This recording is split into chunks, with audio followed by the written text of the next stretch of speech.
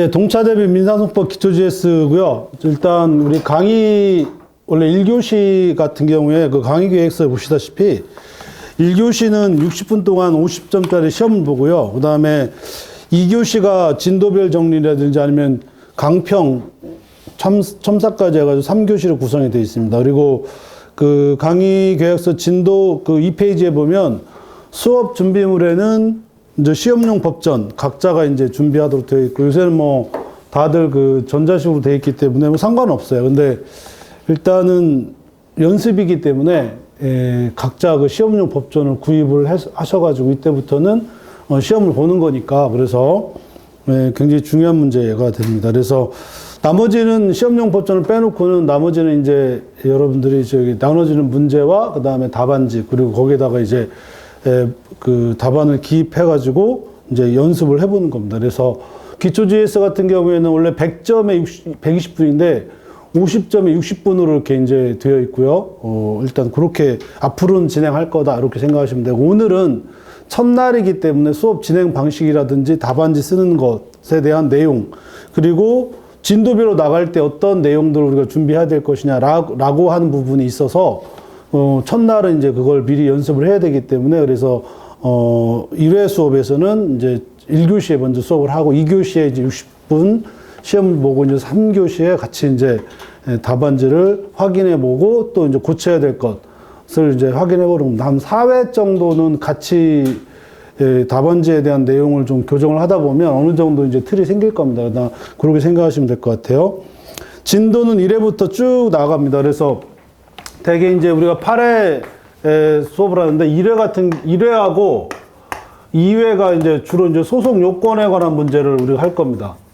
그 다음에 3회하고 4회가 변론과 증거, 이렇게, 증거 이렇게 되고, 그 다음에 5회와 6회가 소송의 종료와 그 다음에 상소제도 이렇게 이제 들어갈 거고, 그 다음에 7회하고 8회가 병합소송 이렇게 이제 이대로 나가실 겁니다. 그래서 거의 진도별로 쭉 나갈 거니까 마지막으로 진도별로 이렇게 정리하는 시간에 기본 강의하고 사례 강의하고 그 다음에 마지막으로 기초 GS 하면서 전체적으로 한번 정리해보는 이런 시간을 갖게 될 거고요.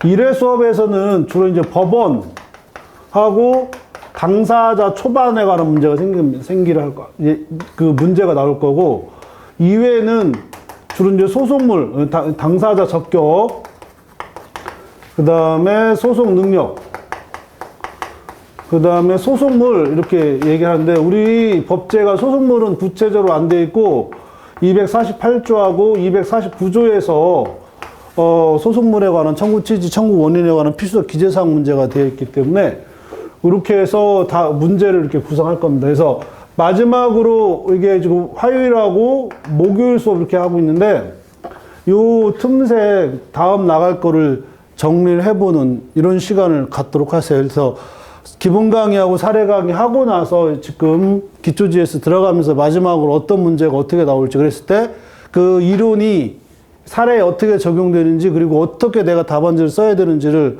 정리하는 시간이 될 거다 이렇게 생각하시면 됩니다. 그래서 오늘은 이제 법원하고 당사자, 그 다음에 내일은 당사자 적격 소송 능력, 그 다음에 소송물까지 이렇게 이제 할 거고요.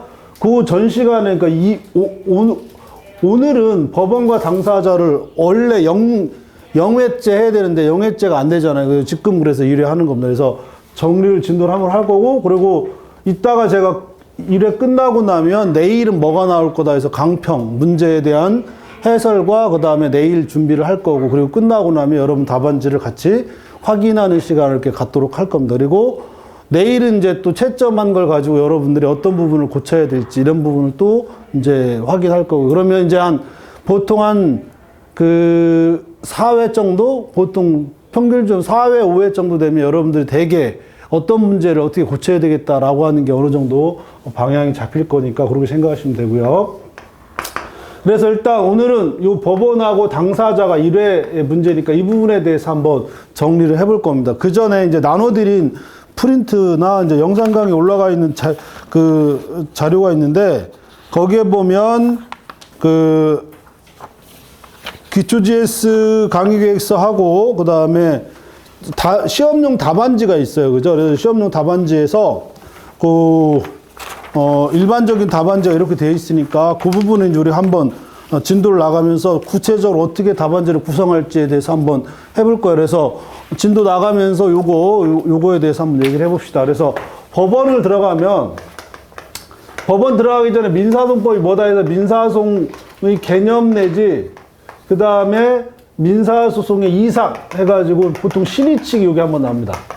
그래서 신의칙은 굉장히 중요한 문제인데 일단 신의칙에서의 개념 혹은 의의 그 다음에 신의칙에 대한 적용 범위 혹은 적용 성질에 관한 본질에 관한 문제를 했을 때 요거를 보충적 적용을 할 건지 혹은 아니면 선택적 적용할 건지에 대한 논의를 할 수 있는데 우리 판례가 지금 보충적 적용설에다 해놓고 그 다음에 발현 형태 혹은 뭐 신의칙에 대한 어떤 파생 원칙 이렇게 이제 통상 얘기를 하는데 여기에서 이제 주로 부모 실남 이렇게 해가지고 부당 형성, 모순 금지, 실효의 원칙, 그 다음에 남용 금지 이렇게 이제 통상 이렇게 얘기를 하고 그리고 나서 신의칙 위반 이런 문제가 생길 수 있어요. 이 논의도 굉장히 중요합니다. 원래 이제 민법에서도 마찬가지로 모든 법에서 이 신의칙에 대한 논의는 항상 중요합니다. 그래서 민사소송법에서도 신의 성실의 원칙에 관한 일반 논의 어디에서나 적용될 수 있는데 여기 특히 이제 권리보이익이 없다라고 하는 부분. 권리보이익이 없어서 소송 요건으로 들어갑니다. 우리가 해야 되니까 그러니까 소송 요건 중에 신의칙 위반 문제도 굉장히 의미가 있을 수 있어요. 그걸 이제 원래 해야 되는데 모든 문제를 다 낼 수는 없어요. 특히 이제 기초 GS는 60분 동안 4문제 내지 5문제 50점으로 할 거거든요. 그죠? 이렇게 합니다. 이렇게 할 거기 때문에 다는 낼 수는 없어요. 그래서 진도별 나가면서 이것도 중요하다라고 하는 부분을 우리가 다시 한번 정리하는 겁니다. 그래서 언제든지 나올 수 있어요. 신의칙은 요 자체 쟁점. 그래서 요 부모 신랑할 때 기본 강의할 때 누차 얘기했지만 이거는 그냥 학설상 편의적으로 나눈 거지 이 전체가 다 뭐에 위반된 거예요? 전체가 다 신의칙 위반이에요. 그래서 이러이러한 이유로 신의칙이 위반됐기 때문에 권리보이익의 흠결로 소송 요건 흠결로 서로 각하해야 된다. 이런 식으로 이제 답안지가 나올 거니까 그것 때문에 우리가 지금 하는 거예요. 그죠? 그래서 일단 처음 들어갈 때 신의칙에 관한 일반론을 여러분들 정확하게 정리하실 필요가 있고 여기에 관련된 판례들이 무지기수로 많아요. 요 판례가 언제 시험에 나올지 몰라요. 언제 시험에 나올지 모르지만 일단 기초 GS에서는 제가 빼버리고 나중에 동차반 실전 GS 할 때 그때 이제 우리가 신의칙 문제가 아주 효율적으로 나올 수 있는 문제들이 굉장히 많기 때문에 이제 그때 하겠다. 그래서 꼭 정리를 하시기 바랍니다. 이게 끝나고 나면 비로소 뭐가 나오냐면 법원이 나오죠. 그죠? 그래서 법원 들어가기 전에 첫 번째로 이제 재판권 문제를 한번 논의합니다. 그 재판권 문제가 두 가지로 논의가 되는데 하나는 인적 범위 문제, 또 하나는 물적 범위 문제. 이런 식으로 강학상 얘기하는데 통상 물적 범위를 우리가 국제 재판 관할이라고 합니다. 국제재판 관할이라고 하는데 이 국제재판 관할은 어디에 규정되어 있냐면 전에는 판례가 이제 역추지설이라고 그래가지고 판례가 토지 관할을 준용해서 역추지해 나가는 형태로 하는데 현재는 국제사법에서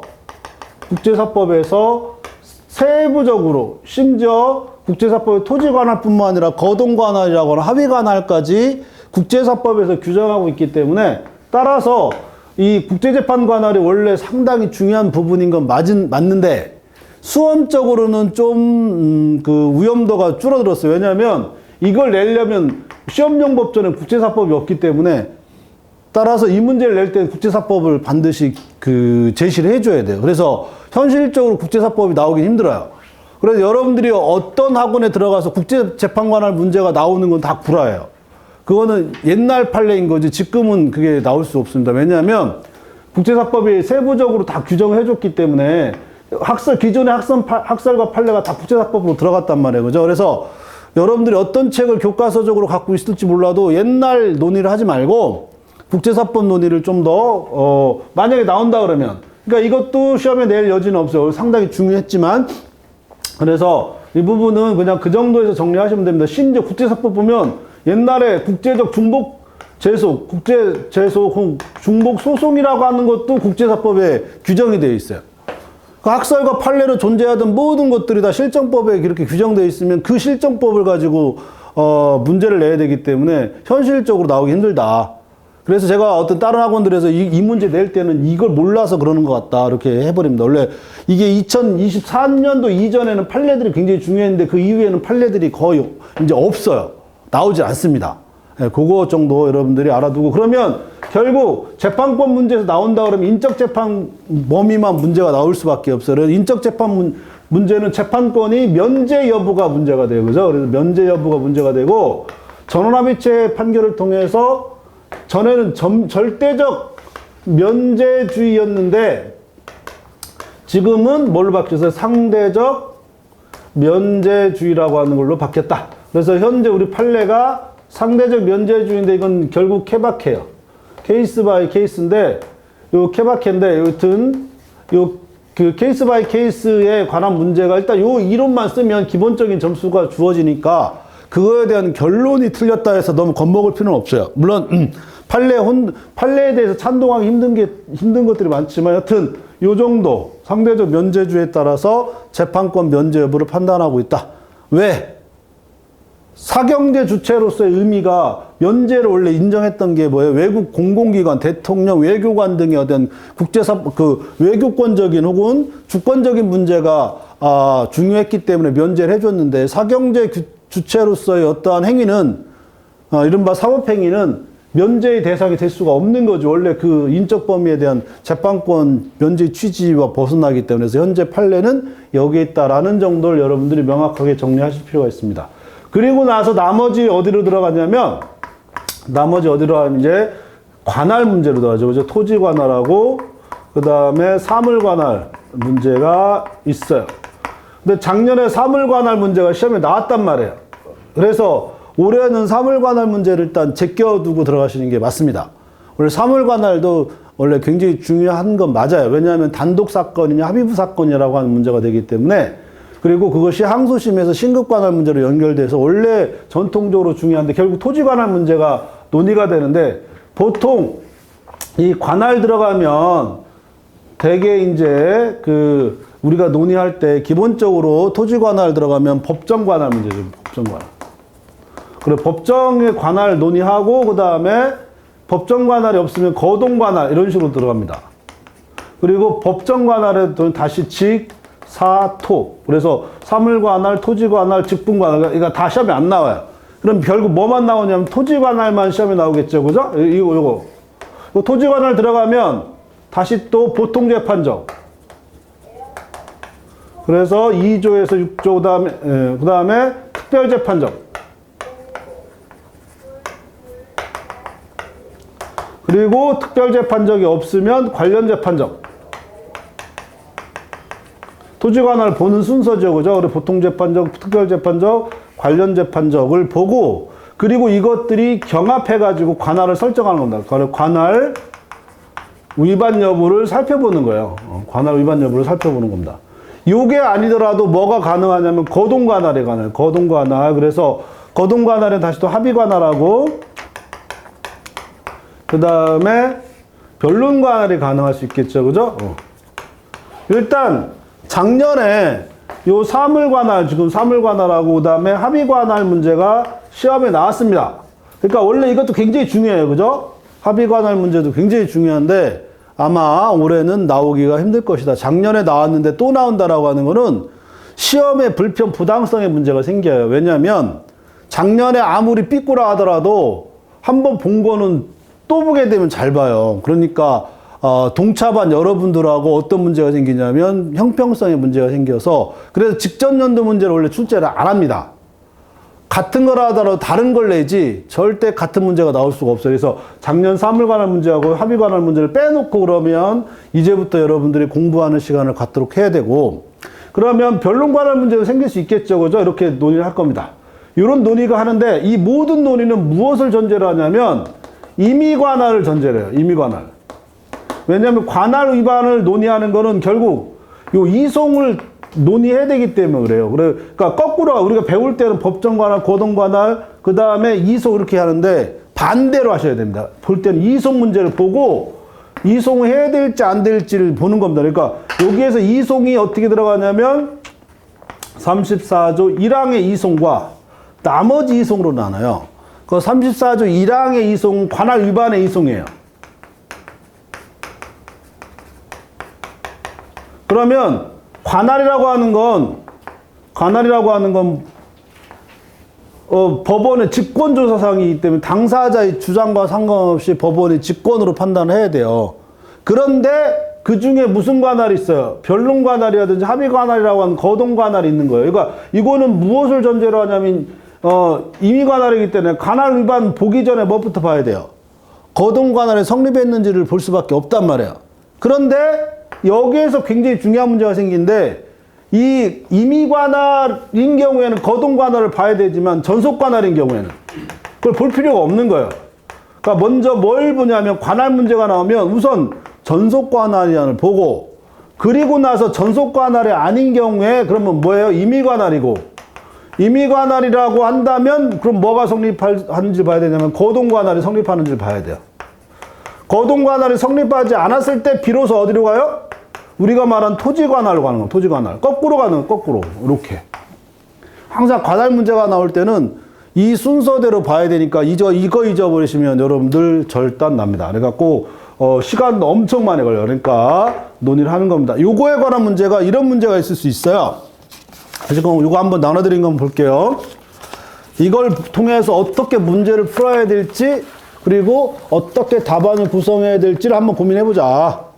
대개 항상 이런 식으로 문제가 나와요. 문제 형태라든지 이런 것들이 우리 실전 기출문제랑 거의 똑같은 문제니까. 그래서 공동으로 식당을 운영하는 병과 갑은 친구인 건물시공자 을과 식당 내부 공사 계약에 관한 1억 원에 각각 5천 해가지고 계약을 체결하여 있어요.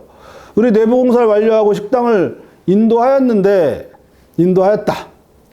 그러니까 시공업자가 을이니까 얘가 수급인이고, 그 다음에 갑하고 누가? 병이 도급인이 되겠죠. 그죠? 그래서, 수급인이 이제 공사를 완료했기 때문에 당연히 공사 대금 일의 대가를 받을 청구권, 이른바 공사 대금 청구권을 갖겠죠. 그래서 일단 청구권은 별개로 을은 대주로서 갑에게 1억 원, 또 다른 정에게 2억 원을 각각 대안을 있다. 공사대금 지급이 늦어져 을은 부산지방법원에 갑, 병, 정을 공동픽으로 하여 소를 제기했다. 어떻게? 을이 항상 소송이니까 갑, 그 다음에 병, 정을 상대로 소를 제기했어요. 일단 뭐 봅시다. 1번 양가로 갑을 상대로 공사대금 5천만 원의 지급과 의 대여금 1억 원의 반환을 구하고, 병을 상대로 공사대금 5천만 원의 지급을 구하고, 지금 갑에 대해서는 뭐예요? 얘에 대해서는 5천만 원에다가 1억 원을 합해가지고 구했어요. 병은 5천만 원에다가 뭐를 했냐면 1억 원을 또 구했겠죠. 그죠? 그래서 정을 상대로는 2억 원 이렇게 됐죠. 왜냐하면 1억 원, 2억 원은 따로 했으니까. 그렇게 이제 소송 관계가 나와요. 그러니까 항상 사실 문제는, 사례 문제는 지금부터 여러분들이 항상 논의해야 될 게, 기본 강의는 주어진 내용을 그대로 받아들이면 되지만 사실관계 문제는 정확하게 이해를 못하면 못 써요. 그리고 소송은 항상 원고와 픽으로 나눠져 있기 때문에 그 관계를 반드시 설정을 해주셔야 됩니다. 소를 병합하여 제기한 것이다. 갑, 병, 정의 보통 재판정은 모두 서울중앙지방법원 내에 있고, 갑을 상대로 한 특별재판정은 부산지방법원에 있어요. 갑이 얘가 어디 있어요? 얘가 부산에 있어요. 부산에 있어요. 그죠? 갑을 상대로 한 공사대금과 병정을 상대로 한 특별재판정은 대구에 있어요. 지금 어디다 제기했어요, 지금? 부산지방법원에 제기했단 말이에요. 그러니까 문제는 갑은 부산에 관할이 있으니까 얘는 관할이 있는데 얘 둘은 대구에 관할이 있으니까 얘 관할 문제가 생길 수 있잖아요. 그죠? 그래서, 내에만 있다. 내에만 있고 여기 문제가 하나 빠졌어요. 관할구역 내에만 있다. 관할이 있는지를 검토하시오. 그거 써주세요. 저거 왜 빠졌는지 모르겠는데 관할이 있는지 검토하시오. 이렇게. 원래 이제 관할 이송 문제가 있는데 이거 10점짜리를 만들다 보니까 제가 지금 관할이 있는지 검토하시오. 이렇게 좀 써주세요. 그러니까 관할이 있는지 검토하시오. 그랬어요. 그러면 얘는 문제가 없는데 요 공사대금에 관한 문제는 없는데 1억 원이잖아요. 1억 원. 1억 원에 대해서도 여기에 있느냐 문제가 생길 수 있겠죠. 그죠? 그리고 요거는 객관적 병합에 있어서의 관련 재판적 문제가 생기고 병하고 정하고는 대구 문제입니다. 대구. 그러니까 얘하고 얘가 있으면 얘의 관련 재판적이 병과 정에게 연결이 되느냐 이런 문제가 생길 수 있겠죠. 무슨 얘기인지 아시겠죠? 그죠? 그러면 문제의 소재. 전형적인 방법입니다. 그래서 제가 사례 문제 할 때, 사례 강의할 때 여러분 들으셨겠지만 이 답안지를 쓰는 방법에는 이건 또 내일 계속 얘기할 겁니다. 원래 결론을 앞에 쓰고 그에 대한 이유를 뒤에 이렇게 쓰는 방법이 있고 그게 아니라 반대로 결론을 맨 마지막에 쓰고 문제를 제기해서 그 제기된 문제를 가지고 쟁점, 여기에 대한 이유를 이렇게 쓰는 이 두 가지 방법이 있을 수 있어요. 근데 일단은 여러분 그 답안지를 보시다시피 이 방법을 일단 취하세요. 왜냐하면 거의 로스쿨에 있는 민사소법 교수들이 거의 다 이걸 취하고 있는데 물론 이것도 있을 수 있어요. 그건 제가 계속 이제 공부를 할 테니까.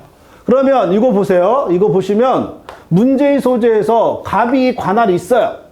갑이 관할인데 갑에서는 5천만 원하고 1억 원에 대한 객관적 병합에서의 관련 재판적이 성립되는지 그 다음에 갑하고 병 그 다음에 갑하고 정 왜냐면 얘가 관련 재판적이 성립이 되니까 따라서 얘의 5천만 원과 6원 갑의 병과 갑의 정 이 두 가지에 대한 주관적 병합에 있어서의 관련 재판적이 성립되는지 문제가 된다 이렇게 이제 논의를 하는 겁니다. 그리고 나서 어디로 가요? 그대로 가는 거예요. 그대로. 그래서 갑의 1억 원, 5천만 원과 1억 원이 모두 재판적이 인정되는지 이 논의를 하는 겁니다. 이거는 이제 주로 제목이 객관적 병합에서의 관련 재판적 이렇게 얘기해도 돼요. 상관없습니다. 그럼 여기다 들어가가지고 이제 썰을 풀어야 되겠죠. 그죠? 왜냐하면 5천만 원은 문제가 없는데 1억 원은 갑의 주소지에서 한 게 다른 데서 했잖아요. 그러니까 1억 원에 대해서 여전히 그 관련 재판적이 없으나 있다고 볼 것인지 문제가 되고 그러면서 이제 여기서 보면 관련 재판적 논의가 25조가 들어가 25조가 그래서 25조에서 요게 적용될 수 있는지 1항에서 그 다음에 요 논의가 있잖아요. 요 논의가 그래서 그 다음에 갑하고 병 갑하고 정 요거에 대한 주관적 병합에 있어서 관련 재판적이 논의가 된다 해서 요때는 그 나눠서 풀어주시는 게 좋습니다. 갑하고 병 1번 그 다음에 갑하고 정 이렇게 나눠가지고 얘하고는 인정이 돼요. 왜냐면 공동공사를 했잖아요. 그죠? 공동도급인이기 때문에 그 주관적 병합에서 62조 전단이냐 후단이냐 이렇게 나눠져 있는데 기본적으로 여튼 전단에 해당하기 때문에 이건 문제가 되는데 갑하고 정하고 같은 경우에는 대여금을 지급했는데 관련성이 없어요. 왜냐하면 갑에 대한 대여금하고 정에 대한 대여금은 어떠한 관련성도 없기 때문에 이때는 인정되지 않아요. 그래서 결론 이렇게 해가지고 이제 이렇게 논의하는 겁니다. 이런 식으로가 이런 식이 뭐냐면 목차예요. 목차. 그러니까 목차를 먼저 사안에서 잡아주고 그리고 나서 여기다 세부적으로 뭘 써줘야 돼요? 내용을 쭉 써주는 겁니다. 내용을 이제 쑥 여러분들 목차 뼈대를 잡아주고 이렇게 들어가는. 그랬을 때 어떠한 답안지가 나오느냐? 이렇게 되는 겁니다. 뒤에요. 설문 1, 문제 1 해가지고 논점의 정리. 을이 갑을 상대로 한 병합소송에 갑의 이송 신청은 객관적 관련 재판적을 인정할 수 있는지 병과 정의 주관적 병합에 대한 이송 신청권 인정할 수 있는지 그에 대한 부산지방법원이 이 조치가 문제된다. 이 경우 이송 신청권에 대한 심리와 구속 능력도 격려해야 된다. 이거는 이제 원래 문제가 이제 이송 신청권까지 문의가 됐을 때 얘기하는 거고, 그냥 우리에서는 뭐만 하면 돼요. 갑의 공사대금 청구에 대한 이송 여부, 그 다음에 아까도 얘기했지만 그 대여금 청구는 인정되는데 그게 안 됐을 때, 그 다음에 3번 복차로 가면 주관적 병합에서의 관련 재판적, 그 병과 정의 관련 재판적 쭉 이렇게 쓰는 겁니다. 이런 식으로 쓰는 거예요. 무슨 일인지 이해되셨죠? 그죠? 일단 이렇게 이제 정리하시면 됩니다. 근데 이게 쉽지 않아요. 이게 쉽지 않고 일단 모양만 보여준 거예요. 모양만 이런 식으로 쓰는 것이다. 그리고 제가 이 문제를 원래 시험 문제 내려고 하다가 그냥 케이스로 이렇게 쓰는 거야 라고 원래 이제 다 사례집에 있지만 이렇게 쓰는 거에서 이렇게 케이스 이렇게 잡아주고 그리고 나서 뭐 하는 겁니까? 이제 실제로 들어가면 이제 오늘 그 사례 문제 풀면서 잘 써줘야 됩니다. 그러니까 처음에 볼 때는 별거 아니네 그러지만 이제 앞으로 이제 난이도가 그 고민을 좀 할 필요가 있고 이렇게 되는 거예요. 그죠? 그래서 법원편에서는 일단 이 관할 문제에 대한 논의가 기본적으로 이제 여러분이 준비를 하셔야 되고 그 중에 이제 특별재판적 문제 있잖아요. 그죠? 요거에서 여러 가지 형태가 있을 수 있어요. 예를 들어서 부동산 소재지라든지 채무 이행지라든지 불법행위지 다 교과서에서 보면 나오잖아요. 그죠? 채무 이행지 문제가 있고 그 다음에 불법행위지가 있고요. 그죠? 그 다음에 부동산 소재지 이런 논의가 있고 그래서 가장 중요한 게 뭐예요? 24조 우리가 변리사 같은 경우 24조 같은 경우엔 특허 소송에 있어서 이 논의가 생길 수 있겠죠. 그죠? 이 논의가 일단 기본적으로 풀고 들어가셔야 됩니다. 이게 시험에 나오느냐 안 나오느냐가 아니라 이걸 100% 시험에 나온다고 생각하고 보셔야 돼요. 왜냐하면 변리사니까. 그러니까 출제자들이 시험에 들어가면 이게 무슨 시험인지를 굉장히 중요시합니다. 그래서 이게 변리사 시험이니까 당연히 평소에 공부해왔던 이 변리사 시험 문제가 시험에 나올 수 있겠네라고 고민할 수 있어요, 없어요? 고민할 수 있겠지. 그러니까 이거는 나오든 안 나오든 반드시 풀고 혹은 정리하고 들어가셔야 돼요. 그리고 23년도, 24년도에도 또 이 중요한 판례들이 많이 나오고 하기 때문에 이거는 반드시 정리하고 가자. 그래서 24조 1항하고 2항에 관련된 어떤 문제들 이런 것들을 우리가 이제 고민할 필요가 있다. 그래서 정리하시면 됩니다. 그래서 우선 소송 요건 중에 법원은 관할을 우선 풀어볼 필요가 있어요. 그죠? 그래서 관할을 명확히 준비할 필요가 있는데 다행히 작년에는 요것만 3문제 냈는데 올해는 제가 기초지에서부터 그냥 한두 문제 정도만 풀고 들어가자 이렇게 하는 이유가 일단 가장 중요한 합의 관할 문제가 빠졌어요. 그죠? 그렇다면 나올 수 있는 건 이 토지 관할 문제밖에 없어요. 근데 작년에 관할 나오는데 올해도 관할 나오겠는가? 라고 했을 때 그러면 이제 도박을 해야 되잖아요. 공부할 것인가 말 것인가. 올해는 안 나올 거야. 왜냐면 원래 법원 문제가 10년에 한 번 나오는데 그 10년에 한 번 나오는 문제가 작년에 2문제가 나오는데 나오겠어? 라고 할 수 있는데 그래도 여러분하고 같이 공부하는 나는 그래도 한 번은 관할 문제를 한번 정리하고 들어갈 필요가 있지 않을까? 이렇게 저는 생각합니다. 그래서 이 부분에 대해서 여러분들이 좀 고민을 좀 할 필요가 있고 한 문제 정도 풀고 가자. 그리고 나서 법원에서 들어가면 어떤 문제가 있냐. 이송 문제도 중요하고요. 그리고 법원에 들어가면 어떤 문제가 논의가 될 수 있냐. 그러면 법관에 관한 문제가 있죠. 그죠? 법관. 요거는 아직 안 나왔어요. 법관이 안 나왔으니까 법관은 제대로 준비할 필요가 있겠네요. 그죠? 법관. 그래서 법관 들어가면 공평한 재판의 전제 조건이니까 이거에 대한 제척, 기피, 회피.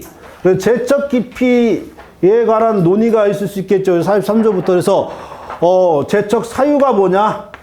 기피 사유가 뭐냐? 그래서 제척 사유와 기피 사유에 관한 절차법적인 요건, 이 요건이 뭔지 한번 살펴볼 필요가 있겠죠. 그죠? 그래서 43조에 들어가면 각각의 그 제척 사유들에 대한 논의가 있을 수 있어요. 그죠? 그래서 제척 사유가 정확히 뭔지 논의할 필요가 있고, 그 다음에 기피 사유가 뭔지 논의할 필요가 있습니다. 그리고 요거에 대한 제척 사유, 기피 사유가 있을 때 이거에 대한 절차 문제가 있을 수 있어요. 그죠? 그래서 제척 절차가 뭔지, 기피 절차가 뭔지, 요거에 대한 논의, 특히 여기서 집행정지 문제가 생기잖아요. 47조에 들어가면. 그래서 집행정지 하지 아니할 경우가 있고, 집행정지 해야 될 경우가 있는데, 이른바 급한가, 긴급을 요하거나 그 다음에 그 종국 판결만 남았거나 간이 각하, 소송 지연이 할 것이 분명한 이런 경우 빼놓고는 반드시 그 재척 사유와 기피 사유에 대한 재판을 해야 되고, 그랬을 때 집행을 정지했는데 집행을 정지하지 않고 진행된 그러한 것들은 어떻게 처리하지? 이런 논의들이 있을 수 있겠죠. 그죠? 이런 것들이 충분히 한 번씩은 나올 때가 됐어요. 그래서 이 부분에 대한 여러분들의 논의가 정리가 돼야 될 겁니다. 그죠? 그래서 이 부분도 한번 고민을 해보자. 그래서 법원은 관할 문제하고 요 법관 문제는 필히 한번, 혹은 여러분들이 시험 보러 들어가기 전에 한번 꼭 정리를 하라. 이렇게 얘기하는 겁니다. 그리고 나면 뭐가 나와요? 당사자가 나오죠. 당사자. 그죠? 당사자 들어가면 당사자 개념이 있어요. 그래서 우리가 형식적 당사자 개념이다. 형식적이라고 하는 건 1심에서는 원고하고 피고가 당사자고, 2심에서는 항소인과 피항소인, 3심에서는 상고인과 피상고인이 얘네들이 당사자지, 절차적 당사자일 뿐이지 얘네들이 권리자나 실체법적 권리를 가지고 있는 건 아니야. 그냥 원고로 나오면 당사자고 항소인이고 상고인이면 당사자야. 얘네들이 진정한 권리자라는 뜻은 아니야 라는 취지의 형식적 당사자 개념이에요. 그러니까 권리자 아닌 자도 뭘로 나올 수 있어요? 당사자로 나올 수 있는 거예요. 그럼 권리자 아닌 자가 당사자로 나오는 걸 뭐라고 하면 임의적 소송 담당이래요. 소송 담당. 그러니까 형식적 당사자 개념은 뒤에 가면 소송 담당을 설명할 때 굉장히 중요한 문제가 생깁니다. 그래서 꼭 알아두고, 개념이 설정이 됐으면 당사자를 특정을 해야 되죠. 그죠? 그래서 이것도 역시 248조에 가서 특정하고, 특정된 예를 기준으로 뭘 살펴보냐면 당사자의 자격을 살펴봐요. 당사자의 자격을 살펴보는데, 이 당사자의 자격이라고 하는 것이 어떻게 살펴보냐면 순서가 있잖아요. 그죠? 첫 번째 하나가 뭐예요? 당사자 능력 문제가 있을 수 있겠죠. 그죠? 그 다음에 두 번째가 권리, 행위 능력으로서의 소송 능력. 요게 있고, 세 번째가 변론 능력이 있을 수 있겠죠. 그죠? 그리고 당사자 능력은 결국 자연인하고 법인 문제가 있을 거고, 법인하고 또 조합의 비교 문제가 생길 수 있어요. 그죠? 이렇게 되고, 요것과 비교되는 게 바로 뭐예요? 1.1-에 해당하는 당사자 적격 문제가 논의가 될 수 있습니다. 요거는 내일. 그러면 오늘은 어디까지 하냐면, 특정되고 요 당사자인데 요 중간에 특정된 자가 아닌 또 다른 자가 소송행위라면 어떻게 하지? 라고 하는 확정의 문제가 생깁니다. 요 확정을 들어가면 다시 또 첫 번째 기준이 뭐냐? 표시설이다. 두 번째, 그랬을 때 생기는 게 뭐냐면 표시정정 문제. 세 번째가 재소전 사망 문제. 네 번째가 성명, 모용, 소송 문제. 다섯 번째가 법인격, 부인론 문제. 이렇게 되겠죠. 그죠? 이렇게. 그래서 요 당사자 확정 중에 요 재소전 사망하고 표시정정 문제는 단골 문제 중에 하나입니다. 그러면서 제가 기본 강의나 사라 시간에 재소전 사망하고 항상 무엇을 구분해야 되냐면 소송 절차 중단하고 구분하라. 그렇죠. 여기서 한꺼번에 정리해줘라. 이렇게 얘기하는 겁니다. 여튼 자연인 중에 나오는 건 되게 사망이 나와요. 거의 그 자주 출제되는 영역 중에 하나니까. 그래서 이 부분도 한번 고민해 볼 필요가 있고, 그 다음에 성명보용 소송도 중요한데, 원래 성명보용 소송 때문에 당사자 확정 문제가 생기는 거고, 성명보용 소송에서 이른바 허위송달하고 구분할 필요가 있다라고 누차 또 얘기합니다. 그죠? 그래서 기억을 하실 겁니다. 여기서 또 성명보용 소송하고 허위송달하고 어떻게 구분할 것인지 이 부분도 여러분들이 논의를 할 필요가 있다. 이렇게 생각하시면 됩니다. 그래서 오늘은 여기까지. 1회 시험은 여기까지. 당사자 적격은 내일 풀어봅시다. 내일. 여기까지 여러분이 정리를 하고, 그럼 오늘 문제는 법원하고 당사자 1회 문제. 그럼 내일은 2회 문제는 뭐가 되겠어요? 당연히 당사자 적격 문제, 소송 능력 문제, 그다음 소송물 문제가 논의가 되겠죠. 그죠? 그건 좀 이따가 1교시 끝나고 내일 수업에 대한 정리를 할 겁니다. 그죠? 이렇게. 요게 전날 수업이 여기까지 끝나는 거예요. 여기까지 준비해라. 내일 여기서 나올 거니까. 이렇게 해서 여러분들이 다시 한번 기초 GS를 통해서 마지막으로 진도별로 쭉 정리해 나가는, 그리고 지금쯤이면 이런 것들이 쭉 들어가면서 어떠한 내용이 나와야 된다는 것이 머릿속에 떠올라야 돼. 그래야 올해 이제 되는 거지. 도대체 제가 무슨 얘기하는지 모르겠어. 그러면 할 필요가 없어요. 내년이 아니라 내후년쯤 돼야 되지 않을까요? 그러니까 지금쯤이면 이런 것들이 눈에 딱 띄어야 됩니다. 그래서 정확히 어떤 문제들이 나올 것이다. 이렇게 정리를 해야 됩니다. 그래서 오늘 1회 시험은 여기까지 보도록 하고, 이제 1교시 끝나고 2교시 들어가면 여러분 강평이 끝나고 나면 내일은 이러이러한 문제가 나올 거니까 모레 이제 우리 목요일이죠. 목요일에서 이러이러한 부분 한번 준비해 보세요. 이렇게 또 하는 겁니다. 그래서 이 기회에 답안지 쓰는 법, 사례풀이 하는 법, 그 다음에 진도별로 정리하는 것까지 마지막에 지금 오늘 4월 15일이잖아요. 그죠? 그럼 앞으로 한 달 뒤에요. 그럼 5월 15일인데 그 뒤로 실전 동차반 수업이 들어오면 그것도 한 달입니다. 그럼 6월 15일 날 끝나요. 총 끝나는 거. 그럼 6월 15일 날 끝나면 우리 시험이 7월 15일이에요. 그죠? 7월 15일이니까 마지막 그 한 달 동안에 무엇을 할 수 있느냐? 그땐 늦어요. 제 수업 없는 경험을 볼 때 여러분 마지막 한 달에 불을 태워야지. 불을 태워요. 잠자느라고. 그때 되면 잠만 와요. 마음이 원래 그런 겁니다. 미리미리 준비하지 아니하면 뭐 성경책에도 나오잖아요. 그날이 도적같이 온다고. 갑자기 오면 아무것도 못합니다. 그러니까 지금이 마지막이라고 생각하고 마지막으로 내가 꼼꼼하게 한번 정리해보자. 그리고 문제도 이렇게 한번 풀어보자. 이렇게 하시는 마음이 있어야지 어차피 다 할 거니까 뭐 하긴 뭘 짚을 아무것도 못하고. 그래서 마지막으로 이렇게 그 단계별로 맞춰 나갈 때 그거에 자기 자신을 이렇게 꾸겨 넣어가지고 맞추시는 게 제가 볼 땐 가장 합리적이고 여러분들이 해야 될 일이다. 이렇게 생각하시면 될 것 같아요. 그래서 지금부터 이제 제가 문제를 낼 때 절대 기초 GS라고 그래가지고 그냥 딱 보자마자 시험에 이런 걸 안 냅니다. 같은 사례집에 있는 것도 어떻게든 꼬고 여러분들이 실수할 수 있도록 유도하고 그런 것들을 여러분들이 헤쳐나가고, 왜냐하면 생각하는 힘을 길러야 돼요. 이 10문제 중에 대여섯 문제는 보자마자 이런 거야 라는 문제가 나오는데, 또한 서너 문제는 이게 뭐지? 왜 이렇게 냈지? 이런 문제가 반드시 나옵니다. 대부분의 경우에는 거기에서 당락이 갈려요.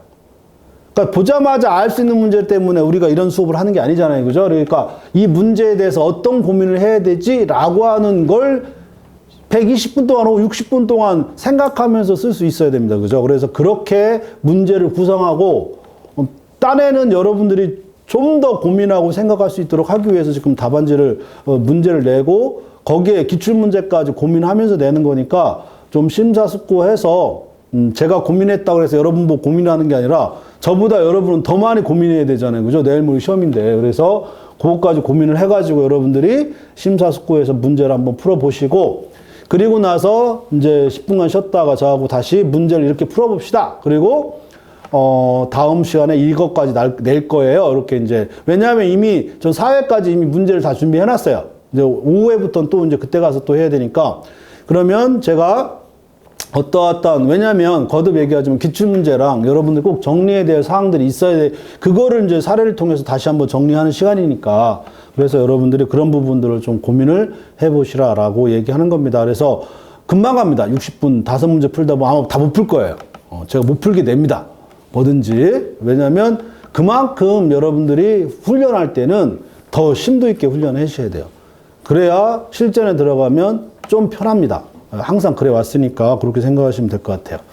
그래서 지금부터는 이렇게 진행할 거고 내용도 이렇게 이제 정리가 되는 겁니다. 그죠? 물론 사례나 기본 강의보다 내용이 조금 줄어요. 왜냐하면 내가 문제를 이미 내놨는데 답을 다 알려줄 수는 없잖아요. 그죠? 그건 또 이제 제가 수업 시간 끝나고 나서 얘기를 할 테니까 미리미리 충실하게 여러분들이 정리하고 마지막으로 진도를 한번 제대로 한번 정리를 해보시라 이렇게 얘기합니다. 혹시 질문? 괜찮아요? 질문 있어요? 그러면 지금부터 5분간 쉬었다가 지금부터 60분 동안 시험 볼 거예요. 지금 10시 20분이니까 10시 25분부터 11시 25분까지 이렇게 시험을 보고 5분 쉬었다가 그러면 11시 반부터 저하고 다시 또 3교시 수업을 이렇게 해보도록 하겠습니다. 아시겠죠? 그러면 이제 시험을 한번 보도록 해봅시다.